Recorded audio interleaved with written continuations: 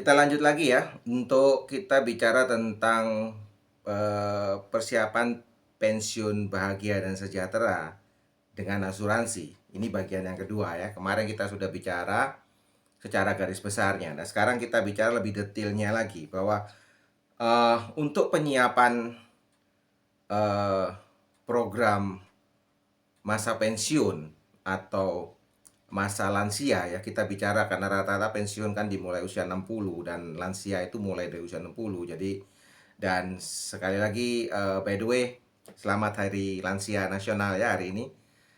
Hari ini tanggal berapa sih? 29 ya, 29 Mei 2023 ya. Untuk para lansia, selamat ya. Anda telah mulai memasuki masa pensiun, masa yang luar biasa ya. Dan kita melihat bahwa ada hal-hal yang harus diperhatikan dan kami belajar dari senior-senior kami yang saat ini sudah berusia 60 tahun ke atas. Dan sekarang saya bicara tentang kepada rekan-rekan yang seusia saya dan yang lebih muda bahwa sebenarnya masa pensiun ini harus dipersiapkan sedini mungkin ya.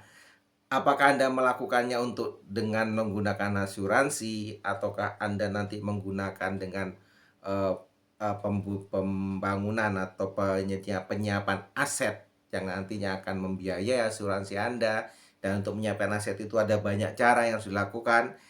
Nah, hal ini akan kita bahas dengan di sesi-sesi berikutnya. Tapi hari ini kita bicara tentang bagaimana menyiapkan masa pensiun dengan asuransi. Yang bagian kedua, yang pertama bahwa penyiapan ini harus dilakukan sedini mungkin, semudah mungkin ya. Saat Anda pertama kali menerima penghasilan, saat itu harusnya sudah mulai berpikir untuk menyiapkan, menyisihkan anggaran Anda untuk masa pensiun. Dan itu semakin mudah Anda siapkan, semakin kecil premi yang Anda bayarkan, semakin besar uang pertanggungan yang akan nanti jatuh tempo pada saat Anda berusia 60 tahun ya. Kalau Anda mau pensiun usia 60 tahun. Dan sekarang ukuran pensiun ini kita samakan lansia karena kita mengacakan sebagai usia 60 tahun. Tapi banyak ya milenial sekarang mungkin mau pensiun di usia 40 tahun, pensiun di usia 30 tahun. Bisa. Pensiun di usia 50 boleh ya. Tapi yang jelas itu menjadi suatu titik yang Anda tetapkan sendiri. Dan untuk itu Anda punya konsekuensi atau tanggung jawab untuk mengatur ya sebuah perencanaan yang diperlukan untuk mencapai target pensiun di usia tertentu tersebut ya. Dan banyak ya, saya banyak punya teman-teman masa kuliah dulu yang sudah pensiun pada saat mereka usia 30 tahun. Berarti sudah 22 tahun yang lalu mereka pensiun. Hidup mereka luar biasa ya. Ada yang teman yang pensiun di usia 40 ya, seperti saya di usia 40 saya pensiun ya. Bedanya adalah teman-teman banyak yang waktu itu mempersiapkan, saya pensiun dengan tidak ada persiapan ya, karena saya harus pulang ke Malang waktu itu karena ada satu dan hal, dan saya minta perusahaan saya untuk memindahkan saya atau memberikan saya posisi di Malang. Dan kebetulan kantor cabang yang di Malang waktu itu pas sedang ditutup, jadi saya nggak bisa. Saya udah minta downgrade aja agar saya bisa pindah ke Malang untuk menemani kedua orang tua saya pada saat itu. Dan ternyata perusahaan tidak bisa memberikan, ya pilihannya saya harus keluar, saya harus pensiun. Dan sejak itu saya tidak lagi bekerja dengan orang lain. Saya mulai untuk pensiun dengan mulai mempersiapkan bisnis dan menata lagi kehidupan saya dengan hal yang ada. Dan saya bisa berkata bahwa pensiun dengan tidak ada persiapan itu tidak enak ya. Pensiun dengan tanpa persiapan itu dengan tidak enak, tidak menyenangkan, sangat berat, sangat struggling, membutuhkan sebuah kepercayaan diri, sebuah tujuan, sebuah apa katakanlah mental yang luar biasa ya. Karena terus terang perjuangan waktu itu 11 tahun, 12 tahun yang lalu buat saya luar biasa. Tapi ya puji Tuhan saya bisa melewatinya. Dan akan lebih mudah kalau saat itu memang pensiun itu sudah kita rencanakan sehingga kita siap. Bukan berarti tidak akan ada perjuangan, pasti tetap hidup ini adalah perjuangan ya, kita harus memperjuangkan. Cuman beda. Antara kita siap dengan tidak siap itu bedanya mungkin cuman kata tidak, tapi itu bedanya jauh banget ya. Jadi Anda harus siapkan dari jauh-jauh hari ya, sedini mungkin, seawal mungkin. Nah, kemudian setelah itu Anda pilih asuransi yang tepat untuk Anda. Ya, asuransi apa? Anda bisa konsultasi dengan agen asuransi yang Anda kenal ya. Ya, kepada kami juga boleh, tapi nanti ya di luar program ini. Nah, itu kita sesuaikan karena asuransi itu tailor made, tergantung dari masing-masing personel. Kita nggak bisa global gebiah uya. Ini loh asuransi terbaik buat Anda. Tidak bisa. Tidak ada asuransi yang terbaik untuk semua orang. Tidak ada. Karena tiap orang punya kondisi spesifik yang sendiri dan itu harus perlukan sebuah persiapan analisa yang berbeda. Ya, meskipun Anda saudara kembar dengan saudara Anda, itu asuransinya bisa berbeda dari berbagai sudut fasilitas karena kebutuhan Anda masing-masing akan berbeda. Ya, tujuan Anda untuk asuransi itu juga akan berbeda. Jadi, pilih asuransi yang tepat sesuai dengan tujuan keuangan dan juga kemampuan keuangan Anda tersebut. Tapi, ya, Anda harus punya goals jangka panjang itu berapa. Ya, misalnya begini. Saya contohkan kemarin bahwa saat pensiun di usia 60 nanti gitu kan. Saat sekarang misalnya Anda berusia 50 lah katakannya. 50 seperti saya sekarang 52, 50 karena Anda akan pensiun 60 berarti Anda 10 tahun ya. 10 tahun saat ini pengeluaran Anda 1 juta. Berarti 10 tahun lagi itu inflasinya sudah 100%. Berarti saat 10 tahun lagi Anda pensiun di usia 60, Anda minimal harus punya penghasilan atau uang yang cair di rekening Anda yang bisa Anda tarik sebulannya 2 juta. Karena inflasinya udah 100%. Sekarang 1 juta berarti saat itu ada 2 juta ya. 2 juta 10 tahun lagi sama dengan 1 juta sekarang. Dengan inflasi rata-rata 10% berbulan itu rata-rata. Aktualnya beda, ada yang 7, 8, 9, 11 beda. Nah, untuk ini dihitung, dihitung benar setiap bulan. Kalau mau exactly tepatnya Anda harus hitung per bulan gimana tren dari inflasi seperti apa, masa Anda itu akan bisa dibicarakan dengan agen Anda ya. Nah, kalau Anda perlu 2 juta per bulan, berarti Anda harus punya deposito yang fix 480 juta dengan 5% interest after tax.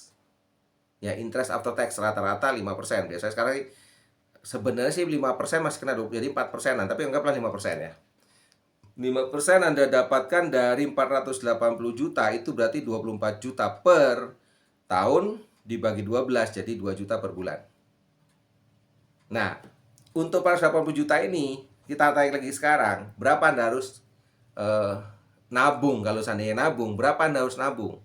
Ya, kalau Anda berencana 10 tahun lagi 480 juta, berarti ya Anda harus nabung per tahunnya 48 juta. Betul? 48 juta per tahun sehingga 480 juta terjadi di 10 tahun yang akan datang. 48 juta per tahun itu berarti per bulan berapa? Ya monggo dihitung sendiri ya. Itu cukup mampu apa enggak Anda? Nah, kalau Anda nggak mampu menyisihkan sekian, solusinya asuransi. Karena Anda akan bisa dapatkan uang pertanggungan yang jatuh tempo pada saat Anda pensiun dengan premi yang tidak sampai dengan seberapa yang harus dibayarkan kalau menabung biasa. Ya. Nah, ada asuransi yang dui guna itu, ada yang untuk yang saat meninggal Anda terima dan saat pensiun Anda terima. Ya, cek dengan agen Anda, ya. Jadi kemudian itu Anda lakukan tidak harus langsung dengan uang pertanggungan 480, tidak harus sekarang. Mungkin sekarang Anda mampu, saya baru mampu membayar untuk uang pertanggungan yang 200 juta yang akan jatuh tempo pada saat usia 60. Nggak apa-apa, mulai di situ dulu. Nah, setiap tahun Anda evaluasi. Anda lihat dulu. Ekonomi Anda gimana? Berkembang nggak? Nah, kalau Anda ada perkembangan, Anda mendapat lebih, Anda datang lagi ke agen asuransi Anda untuk naikkan UP. Karena perubahan polis ini bisa dilakukan setiap ulang tahun polis. Ya, setahun sekali bisa dinaikkan, bisa diturunkan. Ya, jadi lakukan. Bisa nggak usah dinaikkan setiap tahun. Berapa? Menjadi sekarang 200 UP-nya dulu. Berikutnya nanti besok jadi 250. Terus sampai nanti Anda akan mendapatkan suatu titik bahwa UP Anda 480 akan cair di saat Anda berusia 60 tahun. Ya, jadi Anda evaluasi, Anda lihat perkembangan bisnis Anda. Jadi Anda usahakan nanti berarti kalau Anda udah punya target bahwa tiap tahun nanti sekian dan Anda lakukan game plan dengan agen Anda. Berapa Sekarang 200 UP 200 dulu, nanti tahun depan UP saya akan menjadi sekian. Otomatis preminya akan nambah karena dengan naiknya usia juga premi akan naik juga. Naik UP premi naik, naik usia premi naik, dan itu ada hitungannya sendiri. Dan tiap perusahaan beda. Tapi kurang lebih nggak beda jauh lah ya angkanya, karena secara perhitungan aktuaria ya akan segitu juga gitu kan. Nah, kemudian itu diberikan lagi dan juga harus Anda kombinasikan. Selain menyiapkan pensiun, dan juga harus adakan hal-hal lain yang perlu Anda siapkan. Karena jangan letakkan telur Anda dalam satu keranjang ya. Kalau nanti satu pecah hancur semua. Berarti harus diingat bahwa ini harus merupakan bagian dari strategi Anda untuk menyiasati rencana Anda untuk mendapatkan masa pensiun yang sebaik-baiknya ya. Karena terus terang ya, kalau terus terang saat ini banyak mitos-mitos yang beredar tentang lansia yang kurang mengenakan, dan banyak juga lansia-lansia yang mengalami masa-masa tidak menyenangkan setelah pensiun ya, terutama dari anak-anak mereka gitu kan. Dan tidak semua anak itu akan mampu untuk memberikan sesuatu yang sesuai dengan standar hidup orang tuanya, karena anak-anak pada saat orang tua pensiun, anak-anak itu masih mulai menata kehidupannya. Masih mulai punya anak, mau segala macam. Yang satu namanya anak, yang satu namanya menantu. Ini beda gitu kan, dan itu banyak hal. Dan akan lebih tenang bagi kita saat pensiun, kita tidak lagi berpikir uang dari mana ya. Saat Anda eh, bisa nyaman dengan income Anda. Kalau Anda PNS ya, kalau Anda PNS, Anda punya pensiun ya. Tapi jangan lupa, pensiun itu dibayar dari iuran yang Anda bayar setiap bulan, dipotong dari gaji Anda. Ya, jadi pensiun Anda itu sebenarnya juga asuransi yang membayar gitu kan. Jadi, nah, jumlah pensiun Anda itu decrease. Ya, rata-rata berapa persen akan turun ya. Akan lebih dari setengah akan berkurang dari income Anda saat Anda masih aktif. Itu juga harus dipertimbangkan. PNS juga perlu mempertimbangkan berapa nanti kekurangan, decrease-nya. Saat ini mungkin gajinya 4 juta, waktu pensiun berapa dia dapat pensiun per bulan? Selisihnya dapat dari mana? Ya, jadi perlu juga, meskipun PNS juga perlu punya asuransi tambahan kalau memang income-nya mampu. Kalau enggak ya otomatis harus cari uang untuk biasa bayar asuransi, gitu kan. Jadi siap asuransi salah satu cara yang paling gampang untuk kita bisa mempersiapkan pensiun, karena kita cukup membayar premi yang lebih mudah, yang lebih sedikit dibanding kita harus nyiapkan sendiri. Ya, seperti tadi 480 juta dibagi 10, 48 juta. 48 juta dibagi 12 itu berapa? Ya kan? Nah, itu jadi per bulan Anda harus bayar segitu ya, sekitar 4 jutaan Anda bayar, betul ya? Ya, 4 juta sebulan Anda bayar untuk dimasukkan ke tabungan dengan anggapan tabungan itu hilang. 4 juta dikurangkan dari penghasilan Anda yang per bulan, nggak tahu berapa. Ya, kalau penghasilannya 5 juta, Anda sisihkan 4 juta, tinggal 1 juta ya. Nggak masuk akal lah ya, kita sisihkan kurang lebih hanyalah 20% gitu ya. Udah malam nih, nyamuknya lumayan. Ya, kemudian kalau Anda bayar di premi asuransi, mungkin nggak sampai segitu. Mungkin hanya perlu 1 juta untuk menyiapkan itu ya. Lebih detailnya Anda bisa tanya ke agen Anda. Jadi akan ada lebihan lagi yang kita akan kembali Anda putar untuk kehidupan Anda, untuk Anda siapkan untuk berbisnis, Anda siap dan sebagainya. Karena tetap ya, Anda harus siapkan pipa-pipa penghasilan Anda yang lain selain pipa penghasilan dari sekarang. Ya, atau karena pensiun itu membutuhkan sebuah perencanaan yang matang. Ya, karena banyak hal yang harus disiapkan. Karena kita tidak hanya berpikir tentang diri kita berpikir juga dengan keluarga nanti seperti apa, anak-anak seperti apa, ya. Saat pensiun kita bisa, kalau kita pensiun mandiri, pensiun yang benar-benar kita bisa menghidupi diri kita sendiri, tidak lagi membebani anak-anak, ini akan menjadi contoh buat mereka. Mereka juga nanti akan seperti itu. Cucu-cucu Anda akan seperti itu. Jadi nantinya generasi ke depan Anda adalah generasi pensiunan yang bahagia dan sejahtera, sehingga tidak ada lagi konflik antara orang tua dengan anak hanya masalah karena orang tuanya sudah pensiun dan tidak bisa lagi memiliki penghasilan. Sementara anak pengen memberi tapi tidak mampu. Dan itu tekanan batin juga buat anak. Buat orang tua juga tekanan batin. Oke, jadi siapkan dengan baik ya, sesuai dengan kondisi Anda, sesuai dengan situasi Anda. Ya, konsultasikan dengan profesional yang lebih uh, berpengalaman untuk itu, Anda bisa menghubungi agen Anda, ya, yang Anda percaya untuk kita bicarakan lebih detail. Karena sifatnya sangat pribadi dan itu banyak rahasia-rahasia pribadi yang harus dibicarakan di ruang tertutup. Tidak bisa kita buka di terbuka seperti ini. Saya hanya bisa memberikan secara garis besarnya saja. Semua keputusan ada di Anda. Tetap semangat dan semoga bisa pensiun bahagia, sejahtera, ceria, dan penuh sukacita.